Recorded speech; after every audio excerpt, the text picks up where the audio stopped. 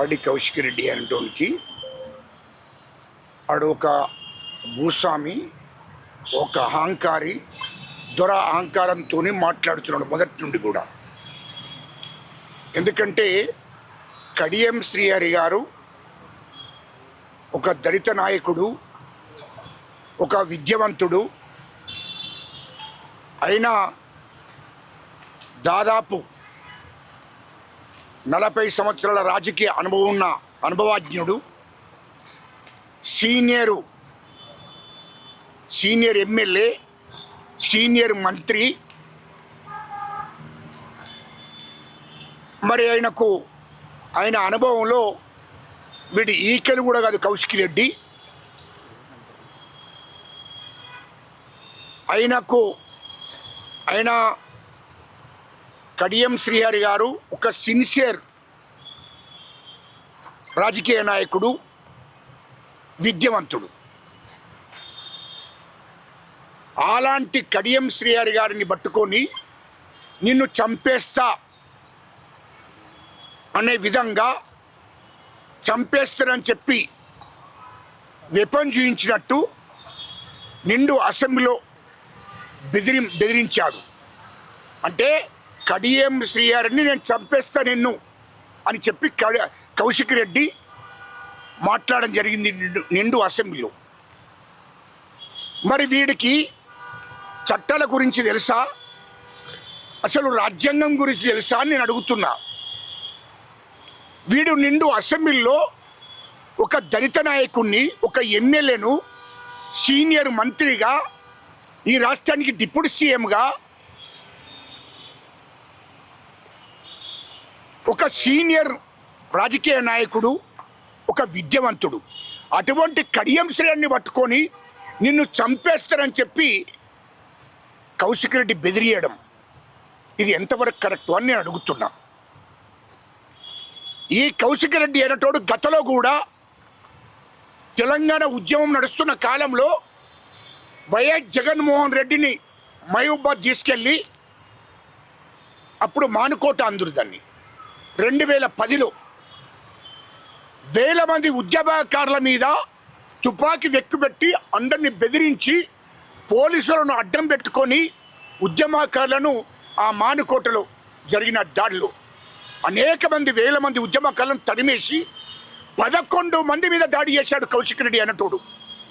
తెలంగాణ రాష్ట్రం రావాలని ఉద్యమం చేసిన యువత మీద 11 మంది మీద దాడి చేస్తే కాళ్ళు రెక్కలు ఇరిగి చావు బతుకుల మధ్యలో వాళ్ళని విడిచిపెట్టిండు. అప్పుడు వరంగల్ హాస్పిటల్కి వాళ్ళని తీసుకుపోవడం జరిగింది. ఇది వాడి చరిత్ర కౌశిక్ రెడ్డి.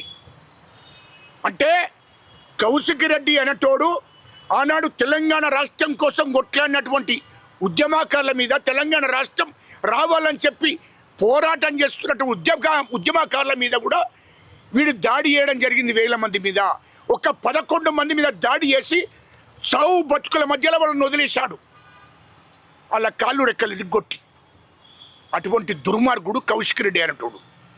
అదేవిధంగా హుజురాబాద్ నియోజకవర్గంలో కొంతమంది బడాబాబులతో మీటింగ్ పెట్టి వాడు ఏమంటాడంటే మాలామాదిగల గురించి, అరే ఇలాంటి సీక్రెట్ మీటింగ్లకు మాలామాదిగోళ్ళను రానియకండి, మాలామాదిగోళ్ళకు కుక్కకు బొక్కేస్తే ఎట్లా నడుపుకుంటుంటారో మాలామాదిగలు కూడా అట్లనే ఉంటారు. ఈ మాలామాదిగలను నేను వచ్చినప్పుడు ఈ సీక్రెట్ మీటింగ్లు కానీ ఇంపార్టెంట్ మీటింగ్లకు మాలామాదిగలను రానియకూడదు అని చెప్పి మాలామాదిగలను అక్కడ హుజురాబాద్ కాన్స్టిట్యూషన్లో మాలామాదిగలను ఎన్నోసార్లు అవమానపరుచుకుంటూ మాట్లాడింది రికార్డు ఉంది. అంటే వాడు హుజురాబాద్లో కూడా మాలామాదిగోళ్ళు అంటే కించపరిచినట్టు, అవమానపరిచినట్టు మాట్లాడడం జరిగింది అనేక సార్లు. ఇప్పటికి కూడా వాడు హుజురాబాద్ కాన్స్టిట్యూషన్లో ఉన్నటువంటి దళితులను, మాలామాదిగలను కించపరుచుకుంటూ వాళ్ళని లెక్కలకు లేకుండా మాట్లాడతాడు. అటువంటి దుర్మార్గుడే కౌశిక్ రెడ్డి. అలాంటి దుర్మార్గుణ్ణి కేటీఆర్ అంటోడు టీఆర్ఎస్ పార్టీలో చేర్చుకున్నాడు. తెలంగాణ ఉద్యమకాలను చంపాలని చూసినటువంటి కౌశిక్ రెడ్డిని, తెలంగాణ ఉద్యమకాల మీద దాడి చేసిన కౌశిక్ రెడ్డిని మరి దళితులను మాలామాదిగలని కులం పేరుతో గిట్టినటువంటి కౌశిక్ రెడ్డిని టీఆర్ఎస్ పార్టీ మరి టీఆర్ఎస్ పార్టీలో ఏర్చుకొని ఆయనకి ఎమ్మెల్యే టికెట్ ఇచ్చారు. అంటే ఏమన్నట్టు కేసీఆర్ కేటీఆర్ హరీష్ రావు కాన్సెప్ట్ ఏంటి? వాడు తెలంగాణ ఉద్యమకాలను చంపినా పర్వాలేదు, దాడి చేసినా పర్వాలేదు, మాలామాదిగల మీద కులం పేరుతో గిట్టినా పర్వాలేదు, ఖచ్చితంగా మా టీఆర్ఎస్ పార్టీకి తీసుకోవాలనే వాళ్ళు తీసుకున్నారు. వాడు తెలంగాణ ఉద్యమకాల మీద దళితుల మీద విషం నక్కుతున్న కౌశిక్ రెడ్డిని టీఆర్ఎస్ పార్టీకి తీసుకున్నారు. ఇది ప్రజలు అర్థం చేసుకుంటున్నారు. అదేవిధంగా ఒకటి కాదు రెండు కాదు, సిపి గారిని పోలీస్ కమిషనర్ను కరీంనగర్ పోలీస్ కమిషనర్ను కూడా ఇష్టం వచ్చినట్టు ఆయన కులం పేరు పెట్టి ఇష్టం వచ్చినట్టు కూడా కమిషనర్ని మాట్లాడండి పోలీస్ కమిషనర్ను. అదే ఓగా రాష్ట్ర గవర్నర్ను ఒక మహిళ ఒక స్త్రీ, మరి ఈ దేశంలో 50% స్త్రీలే ఉంటారు, మహిళలు ఉంటారు. అలాంటి ఆడిబిడ్డను ఒక గవర్నర్ని పట్టుకొని కూడా నీచంగా మాట్లాడాడు కౌశిక్ రెడ్డి. అంటే ఇలాంటి దుర్మార్గుడు. అంటే ఒక దిక్కు మహిళలంటే లెక్కలేదు, ఒక దిక్కు దళితులంటే లెక్కలేదు, ఒక దిక్కు పోలీస్ కమిషనర్ అంటే లెక్కలేదు, తెలంగాణ ఉద్యమకాలు లెక్కలేదు. స్పీకర్ మీద కాగితాలు చించి అసెంబ్లీలో స్పీకర్ ఒక దళిత స్పీకర్ మీద ఇసిరేయడం జరిగింది. ఇలాంటి దుర్మార్గుణ్ణి మరి తెలంగాణలో వదిలేస్తే ఇది ఎంతవరకు సమంజసమని అంటున్నా. అంటే ఇలాంటి దుర్మార్గుడు టీఆర్ఎస్ పార్టీలోకి తీసుకొని వాడిని ఒక మాఫియాగా ఒక గుండగా ఈ కేటీఆర్ అంటోడు తయారు చేస్తున్నాడు. ఇది వాస్తవము. ఎందుకంటే కేటీఆర్ చరిత్ర, కేటీఆర్ 10 ఏళ్ళు వాళ్ళ అధికారంలో ఉన్నప్పుడు దళితుల మీద దాడులు, గిరిజనుల మీద దాడులు చేయించాడు కేటీఆర్. దాంట్లో ఉదాహరణ సిరిసిల్ల నియోజకవర్గం నేరెళ్ల కాన్స్టిట్యూన్సీలో 5 దళితులు, 4 ఎస్సీలు, ఒక సాకలతను పిల్లలు ఇసుక మాఫియాను ఇసుక లారీలు నడిపిస్తే రోజుకు 500 నుంచి 1000 లారీలు నడుస్తుండే. కేటీఆర్ మంత్రిగా ఉన్నాడు అక్కడ సిరిసిల్లలో. నేరేళ్లలో 1000 లారీలు నడి ఊళ్ళ నుండి గ్రామంలో నుండి పోతుంటే 5 పిల్లలు చనిపోయారు. ఒక 4 ఎస్సీలు, ఒక సాకలతను, 5 బిడ్డలు రోడ్డు మీద ఆడుకుంటుంటే, ఆ ఊళ్ళల్లో ఆడుకుంటారు కదా, ఆ రోడ్ల మీద లారీలు నడుస్తుంటే వాళ్ళని చనిపోతే వాళ్ళ తల్లిదండ్రులు, వాళ్ళ కుటుంబాలు, ఊరు గ్రామస్తులు అందరూ కూడా అయ్యా మా పిల్లలు లారీల కింద ఇసుక లారీల కింద చంపేసిండ్రు ఎందుకయ్యా అని ధర్నా చేసినందుకు ఇదే కేటీఆర్ మంత్రిగా సిరిసిల్ల ఎస్పీకి ఆదేశాలు జారీ చేసి మొత్తం మంది ధర్నా ఎవరైతే చేసిండ్రో, ఎవరైతే మా పిల్లలు చంపిరని చెప్పి ధర్నా చేసిండ్రో వాళ్ళందరినీ తీసుకుపోయి 3rd డిగ్రీ ఉపయోగించి వాళ్ళని తొక్కి కేసులు పెట్టి ఉల్టా వాళ్ళని జైలుకు పంపించిండు. అలాంటి దుర్మార్గుడు కేటీఆర్ అంటాడు. అంటే ఏంటి? దళితుల మీద విషం దక్కుతున్నారు కేటీఆర్, కేసీఆర్, హరీష్ రావు అంటాడు. అలాంటి దుర్మార్గులు అంటే ఇది తెలంగాణ ప్రజలు గమనించాలి దయచేసి. వాళ్ళను నేరెళ్ల ఇష్యూలో అనేక కుటుంబాలను సంసారానికి పనికి రాకుండా కష్టపడి పని చేసుకోకుండా చేసిండు కేటీఆర్ అంటాడు. అదేవిధంగా ఈ హరీష్ రావు అనేటోడు గోటి నుండి మొదలుకుంటే, కాలు గోటి నుండి మొదలుకుంటే తనదాకా విషం ఉంటుంది, దురహంకారం ఉంటుంది, విషం ఉంటుంది. ఆ దుర్మార్గుడు మా భట్టి విక్రమార్క గారిని, ఆర్థిక శాఖ మంత్రి, ఇప్పుడు రాష్ట్ర ఉప ముఖ్యమంత్రి అయిన 2018లో ప్రతిపక్ష పార్టీ నాయకుడు భట్టి విక్రమార్క గారు, ప్రతిపక్ష పార్టీ నాయకుడు. మాకు కాంగ్రెస్ పార్టీలో ఇంతమంది సీనియర్లు, ఉత్తమ కుమార్ రెడ్డి గారు, సబితా ఇందర్ రెడ్డి గారు, డికే అన్న లాంటి వాళ్ళు చాలామంది సీనియర్లు ఉండడం కూడా మా కాంగ్రెస్ పార్టీ హైకమాండు భట్టి విక్రమార్క గారిని ప్రతిపక్ష పార్టీ నాయకునిగా చేసింది 2018లో. ఇది ఓర్చుకోలేక కేసీఆర్, కేటీఆర్, హరీష్ రావు ఓర్చుకోలేక ఒక దళితుడు ఒక ప్రతిపక్ష పార్టీ హోదా కలిగి ప్రతిపక్ష పార్టీ నాయకుడు ఉన్నాడని చెప్పి కేసీఆర్, కేటీఆర్, హరీష్ రావు అనేటోడు విషం నక్కి ఒక దళితుడు ప్రతిపక్ష పార్టీ నాయకుడిగా ఉంటాడా? ప్రతిపక్ష పార్టీ హోదా కలిగి ఉంటే వాళ్ళు ఓర్చుకోలేక ప్రతిపక్ష పార్టీ హోదా లేకుండా చేసిండ్రు. సబితా ఇందర్ రెడ్డి గారిని, సుధీర్ రెడ్డి గారిని, వీళ్ళందరినీ కూడా కాంగ్రెస్ పార్టీ 18 మంది ఎమ్మెల్యేలను వాళ్ళు కొనుగోలు చేసిండ్రు. డబ్బులు ఇచ్చి, బెదిరించి, పదవులు ఇస్తారని చెప్పి భ్రమలు పెట్టి కాంగ్రెస్ ఎమ్మెల్యేలందరూ తీసుకుంటే కాంగ్రెస్ పార్టీకి ప్రతిపక్ష హోదా తీసేసిండ్రు. అది ఒక దళితుడు ప్రతిపక్ష పార్టీ నాయకుడు ఉండకూడదని భట్టు విక్రమార్క గారికి ప్రతిపక్ష హోదా లేకుండా చేసినటువంటి చరిత్ర కేసీఆర్, హరీష్ రావు, కేటీఆర్ది. వీళ్ళు దురహంకారంతో ఒక దళితుడు ప్రతిపక్ష పార్టీ నాయకుడు ఉండకూడదని చెప్పి ప్రతిపక్ష పార్టీ హోదా లేకుండా చేసిన మొత్తం కాంగ్రెస్ పార్టీ ఎమ్మెల్యేను కొనుగోలు చేసిండ్రు. అటువంటి దుర్మార్గులు కేసీఆర్, కేటీఆర్, హరీష్ రావు. వీళ్ళను తెలంగాణ ప్రజలు క్షమిస్తారని అంటున్నా. అదే విషయం ఇప్పుడు హక్కుతున్నాడు హరీష్ రావు. ఒక రాష్ట్రానికి ఆర్థిక శాఖ మంత్రి, రాష్ట్ర డిప్యూటీ సీఎం ఉంటే ఆర్థిక శాఖ మంత్రి అంటే ఏంటి? ఎస్సీలకు, ఎస్టీలకు, బీసీలకు, మైనార్టీలకు, రెడ్లకు, బ్రాహ్మణులకు, వైశ్యులకు, అన్ని వర్గాలకు, బ్రాహ్మణులకు, అన్ని వర్గాలకు కూడా సమానంగా సామాజిక న్యాయం జరగాలనే ఒక లక్ష్యంతో బడ్జెట్ను రూపొందించిండు మా ఆర్థిక శాఖ మంత్రి భట్టు విక్రమార్క గారు. అందరికీ సామాజిక న్యాయం జరగాలి, తెలంగాణ ప్రజలందరికీ కూడా సామాజిక న్యాయం జరగాలి, కార్మికులకు, కర్షకులకు, యువతకు, విద్యార్థులకు, ఉద్యోగులకు అందరికీ కూడా సామాజిక న్యాయం జరగాలనే ఆలోచనతో, లక్ష్యంతో మరి బడ్జెట్ను రూపొందించాడు. అటువంటి బడ్జెట్ను రూపొందించిన భట్టు విక్రమార్క గారిని హరీష్ రావు ఇష్టం వచ్చినట్టు అంటే నిండు అసెంబ్లీలో ఇష్టం వచ్చినట్టు మాట్లాడిండు. నీకు బడ్జెట్ను రూపొందించరాదు, బడ్జెట్ను పెట్టరాదు, లేకుంటే నీకు అవగాహన లేదు అన్నట్టు మా భట్టు విక్రమార్క గారిని అసెంబ్లీలో హరీష్ రావు విమర్శిస్తాడు. ఒక దళితుడు కాబట్టి మా భట్టు విక్రమార్క గారిని ఆర్థిక శాఖ మంత్రి, డిప్యూటీ సీఎంను ఓర్వలేక ఇష్టం వచ్చినట్టు హరీష్ రావు కించపరిచినట్టు మాట్లాడాడు. అంటే ఒక దళితుడు ఆర్థిక శాఖ మంత్రి ఉండకూడదు, ఒక దళితుడు రాష్ట్రానికి ఉప ముఖ్యమంత్రి ఉండకూడదు. అటువంటి దుర్మార్గమైన ఆలోచన వేసి హరీష్ రావు అన్నట్టు దళితుల మీద విషం గక్కుతున్నాడు. ఇలాంటి దుర్మార్గులను ఈ రాష్ట్ర ప్రజలు క్షమిస్తారని అడుగుతున్నా. అరే, ఆనాడు దళితుడిని ముఖ్యమంత్రి చేస్తారని కేసీఆర్ మోసం చేసిండు. ఆనాడు ఆర్థిక శాఖ మంత్రి హరీష్ రావు అన్నట్టు వానికి చదువు లేదు, కానీ మా భట్టు విక్రమార్క గారు యూనివర్సిటీ చదువుకున్నాడు, విద్యావంతుడు, జ్ఞానవంతుడు, తెలివివంతుడు.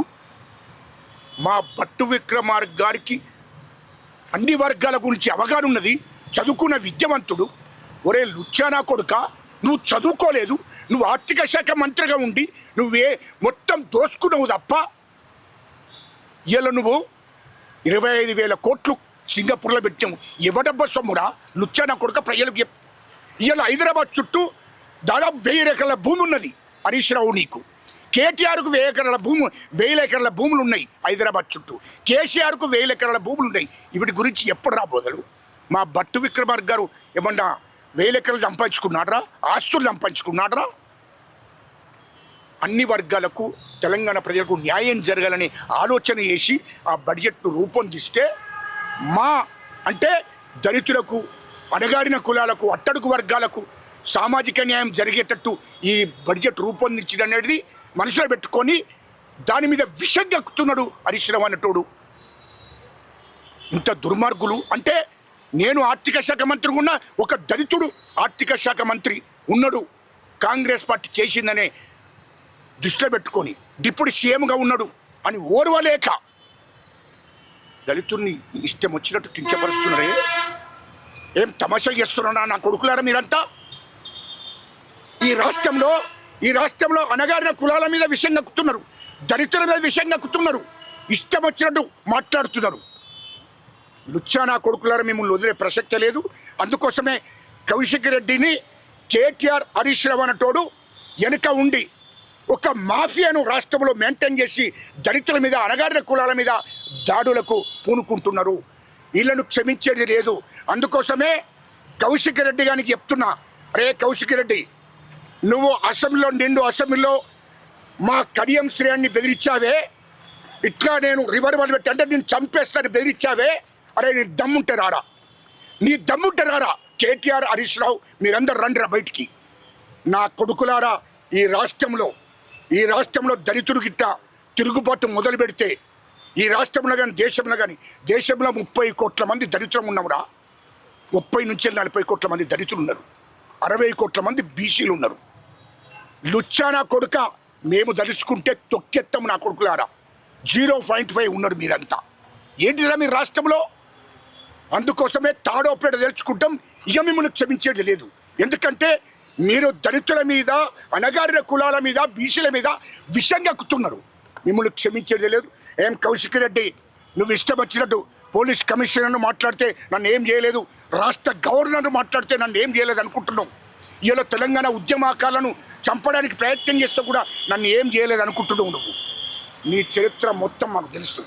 ఇయ్యలో కడియం శ్రీయారిని కూడా నువ్వు మాట్లాడావు, చంపేస్తారని చెప్పావు పెద్ద అయ్యాడు. నీ సంగతి తేల్చుకుంటా నేను. 4వ తారీఖు నాడు, ఏప్రిల్ 4వ తారీఖు నాడు చలో హుజురాబాద్లో 65 నుంచి 70,000 మంది దళితులు ఉంటారా. 21,000 కుటుంబాలు దళితులు ఉంటారు. అదే హుజురాబాద్లో నీ సంగతి తేల్చుకోవడం కోసం 4వ తారీఖు నాడు వస్తున్నా. 4వ తారీఖు నాడు రాష్ట్రంలో దళితులు, కరీంనగర్ జిల్లాలో ఉన్న దళితులు, ఆ నియోజకవర్గం ఉన్న దళితులందరూ కూడా హుజురాబాదు కాన్స్టిట్యూన్సీకి వస్తున్నాం. అదే హుజురాబాద్ నడిబొడ్డులో అంబేద్కర్ చార్టీ దగ్గరికి వస్తున్నాం. 4వ తారీఖు నాడు నీ సంగతి అంతా అక్కడ తెలుసుకుంటాం. నా కొడుక, ఏందిరా నువ్వు ఒక బుచ్చగాన్ లెక్క, నీ భార్య, నీ బిడ్డ, నువ్వు మేము చచ్చిపోతాం, ఒరే రండ నా కొడుక మేము చచ్చిపోతామని చెప్పి ప్రజలను మభ్యపెట్టి మోసం చేసి చచ్చిపోతామంటే ఈ కాన్స్టిట్యూన్సీలో ఈ లంబి కొడుకులు సరిపోనికరని చెప్పి ప్రజలు క్షమించి నువ్వు ఓట్లేసిర్రు. చచ్చిపోతామని చెప్పినవురా. అందుకోసమే అక్కడ నిజవర్గ ప్రజల్ని ఓట్లేసినందుకు నువ్వు దళితుల మీద, అణగారిన కులాల మీద విషం కక్కుతున్నవే. ఒక గవర్నర్ అనే మహిళ మీద విషం కక్కావే. ఇష్టం వచ్చినట్టు నోటి బూతులు మాట్లాడావే. నీ సంగతిగా తేల్చుకుంటా. ఇక తాడోపేడ తెలుసుకొని విడిచిపెట్టే ప్రసక్తే లేదు. కౌశిక్ రెడ్డి ఎరటోన్ని రోడ్ల మీద కూడా తిరగని నా కొడుక. నువ్వు అనుకుంటున్నావు మేము గాజులు వేసుకుని ఉన్నావురా, మేము దళితులందరూ అణగారిన కులాల గాజులు వేసుకొని ఉన్నారు అనుకుంటున్నావా? నీ సంగతి తేల్చుకుంటా. నువ్వు చూసుకో, నీ సంగతి ఏం కావాలో నేను తెచ్చుకుంటా. నువ్వు చంపుతానంటావు. మేము అనుకుంటే 5 నిమిషాలు కూడా పట్టదు నా కొడుక. 5 నిమిషాలు పట్టదు కౌశిక్ రెడ్డి. నాకు ఛాలెంజ్ చేస్తున్నా. నీ సంగతి తెచ్చుకోకుండా ఈ రాష్ట్రంలో నువ్వు ఎట్లా తిరుగుతావో, నువ్వు ఎట్లా పోటీ చేస్తావో నేను చూస్తున్నా. హుజురాబాద్లో నేను చూస్తానని చెప్తున్నా కదా. 4వ తారీఖు నాడు వస్తున్నా. నీ దమ్ముంటే ఎదుర్కోరా. 4వ తారీఖు నాడు దళితులందరినీ ఏకం చేసి, అన్నగారిన కులను ఏకం చేసి, నీవు వార్డు మెంబర్ కూడా గెలవకుండా చేస్తా నా కొడుక. నువ్వు హుజురాబాద్లో 4వ తారీఖు నాడు చలో 4వ తారీఖు అని ప్రోగ్రాం పెట్టాను. 4వ తారీఖు నాడు ఆ అంబేద్కర్ స్టాచ్యూ దగ్గర మేము భవిష్యత్ కార్యక్రమాన్ని రూపొందించుకుంటామని ఈ సందర్భంగా తెలియదు. 100% దళితులను, ముఖ్యంగా దళితులకు పిలుపునిస్తున్నా. కాంగ్రెస్ పార్టీ కార్యకర్తలు అందరూ కూడా వస్తారు. ఒక దళితుడైనట్టయినా ఒక దళితుడిని, కడియం శ్రీయారిని, సీనియర్ నాయకుడు, శాసనసభ్యుడు, మాజీ మంత్రి, విద్యావంతుడు, అలాంటి ఒక దళిత నాయకుడిని, రాష్ట్రంలో ఒక దళిత నాయకుడిని మాట్లాడిందంటే ఇంకా మామూలు దళితుల పరిస్థితి ఏంటి ఈ రాష్ట్రంలో? అందుకోసమే రాష్ట్రం మొత్తంలో దళితులందరికీ పిలుపునిస్తున్నా. మా కాంగ్రెస్ కార్యకర్తలు కూడా పెద్ద ఎత్తున అక్కడికి హుజురాబాద్కు చేరుకుంటారు. 100% ఖచ్చితంగా 4వ తారీఖు నాడు హుజురాబాద్లో అంబేద్కర్ స్టాచ్యూ దగ్గర ఆడ నిరసన కార్యక్రమం ఉంటుంది. ముఖ్యంగా మా ముఖ్యమంత్రి గారిని, స్పీకర్ గారిని దండం పెట్టి వేడుకుంటున్నా, కౌశిక్ రెడ్డి శాసనసభ్యత్వాన్ని రద్దు చేయండి. అలాంటోడు చట్టసభలలో ఉండకూడదు. కౌశిక్ రెడ్డి లాంటి గుండా రౌడీ, ఒక వ్యభిచారి అసెంబ్లీలో ఉండకూడదు. వాని శాసనసభ్యత్వాన్ని రద్దు చేయడం కోసమే నేను నిరసన కార్యక్రమం హుజురాబాద్లో పెడుతున్నా, వాని కాన్స్టిట్యూషన్లో పెడుతున్నా. కాబట్టి అక్కడనే మా భవిష్యత్ కార్యాచరణ ప్రకటిస్తారని చెప్తున్నా. అంటే నిర్బంధం చేస్తారని భయం ఏం లేదంటారా? అంటే ఎవరికి నిర్బంధం కూడా చేస్తున్నాడు. మా ప్రభుత్వానికి తెలుసు. ప్రభుత్వాన్ని రిక్వెస్ట్ చేయడం కోసమే అడిగి పోతున్నాం. ఖచ్చితంగా శాసనసభ్యత్వాన్ని రద్దు చేసేదాకా మా పోరాటం ఆగదని చెప్తున్నాను.